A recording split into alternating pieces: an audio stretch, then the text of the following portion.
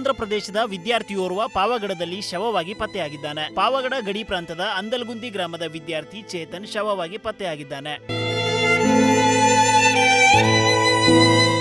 ಆಂಧ್ರದ ಸರ್ಕಾರಿ ಶಾಲೆಯೊಂದರ ವಿದ್ಯಾರ್ಥಿ ಬೆಳಿಗ್ಗೆ 12:30ಕ್ಕೆ ಕಾಣೆಯಾಗಿದ್ದಾನೆ. ವಿದ್ಯಾರ್ಥಿಯನ್ನ ಸೋದರ ಮಾವ ಅಶೋಕ್ ಎಂಬಾತ ಕಿಡ್ನಾಪ್ ಮಾಡಿ ಪಾವಗಡ ವ್ಯಾಪ್ತಿಯ ಜಮೀನಿನಲ್ಲಿ ಕರೆತಂದು ಕುತ್ತಿಗೆಗೆ ಆಕ್ಸಲ್ ಬ್ಲೇಡ್ನಿಂದ ಕೊಯ್ದು ಹತ್ಯೆ ಮಾಡಿರುವ ಘಟನೆ ಬೆಳಕಿಗೆ ಬಂದಿದೆ. ಇನ್ನು ಪಾವಗಡ ಪಟ್ಟಣದ ವ್ಯಾಪ್ತಿಯಲ್ಲಿ ವಿದ್ಯಾರ್ಥಿಯೊಬ್ಬನ ಕೊಲೆಯಾಗಿದ್ದರೂ ಕೂಡ ಪಾವಗಡ ಪೊಲೀಸರಿಗೆ ಮಾಹಿತಿಯೇ ತಿಳಿದಿಲ್ಲ. ಆಂಧ್ರದ ಪೊಲೀಸರು ಬಂದು ತನಿಖೆ ನಡೆಸುತ್ತಿದ್ದರೂ ಕೂಡ ಪೊಲೀಸರಿಗೆ ಮಾಹಿತಿಯೇ ತಿಳಿದಿರಲಿಲ್ಲವಂತೆ. ತನಿಖೆ ನಡೆಸಿದ ಮಡಕಶಿರ ಪೊಲೀಸರು ಪ್ರಕರಣ ದಾಖಲಾಗಿ 8 ಗಂಟೆಯೊಳಗೆ ಆರೋಪಿಯನ್ನ ಬಂಧಿಸಿದ್ದಾರೆ.